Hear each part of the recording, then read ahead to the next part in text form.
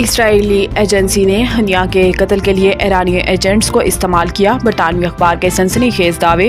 برطانوی اخبار کے مطابق اسماعیل ہنیا اسی عمارت میں اکثر قیام کرتے تھے۔ اصل منصوبہ یہ تھا کہ اسماعیل ہنیا کو جہاز حادثے میں جاں بحق ایرانی صدر ابراہیم رئیسی کے جنازے میں شرکت کے موقع پر مئی میں قتل کیا جاتا، لیکن آپریشن اس وقت اس لیے نہیں کیا گیا تھا کیونکہ ناکامی کے خدشات زیادہ تھے اور عمارت میں بہت بڑا مجمع بھی موجود تھا۔ برطانوی اخبار نے دعویٰ کیا کہ ایرانی حکام کے پاس عمارت کی CCTV موجود ہے جس میں ایجنٹوں کو چپکے سے کمروں میں انتہائی تیزی سے آتے جاتے دیکھا جا سکتا ہے۔ برطانوی اخبار کا دعویٰ ہے کہ دھماکہ خیز مواد نصب کرنے والے ایجنٹس ایران چھوڑ چکے تھے، تاہم ایران میں ایک ساتھی سے ان کا تعلق قائم تھا اور دھماکہ خیز مواد کو ایران کے باہر سے ریموٹ کنٹرول کے ذریعے تباہ کیا گیا، جبکہ تحقیقات کے دوران دیگر 2 کمروں سے دھماکہ خیز مواد برآمد کر لیا گیا ہے۔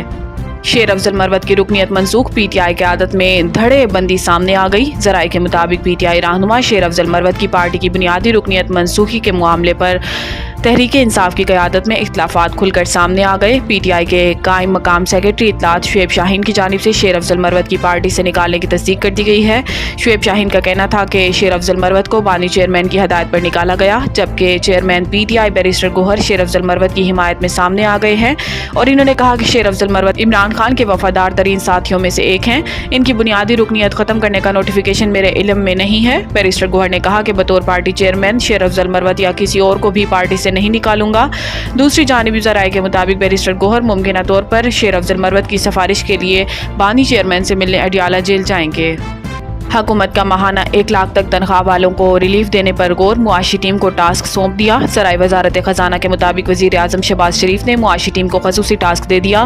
ذرائع نے بتایا ہے کہ تنخواہ دار طبقے کو ریلیف کے لیے فنڈنگ ترقیاتی بجٹ سے لینے پر غور شروع کر دیا گیا، جبکہ انکم ٹیکس ریلیف پر IMF کو بھی اعتماد میں لیا جائے گا۔ ذرائع نے بتایا ہے کہ ماہانہ 1 لاکھ تک تنخواہ لینے والوں کو ریلیف دینے کے لیے مختلف تجاویز پر غور جاری ہے۔ ذرائع کا کہنا ہے کہ کم تنخواہ والے سلیب کو 40 ارب روپے کا ریلیف دیے جانے کی تیاریاں جاری ہیں۔ خیال رہے کہ حکومت نے رواں مالی سال سالانہ 6 لاکھ سے 12 لاکھ تک کمانے والوں کا انکم ٹیکس 5% کیا ہے۔ 1 لاکھ روپے تک ماہانہ آمدن پر انکم ٹیکس 5% کر دیا گیا ہے۔ ماہانہ انکم ٹیکس 1250 سے بڑھا کر 2500 روپے کر دیا گیا ہے۔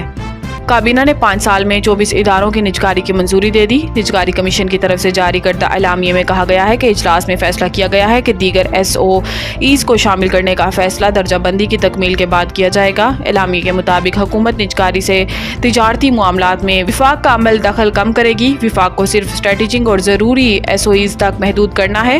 کمیٹی کا کہنا ہے کہ منافع کمانے والے اداروں کی نجکاری پر بھی غور کیا جائے گا۔ کمیٹی حکومتی ملکیتی اداروں کی درجہ بندی کر رہی ہے۔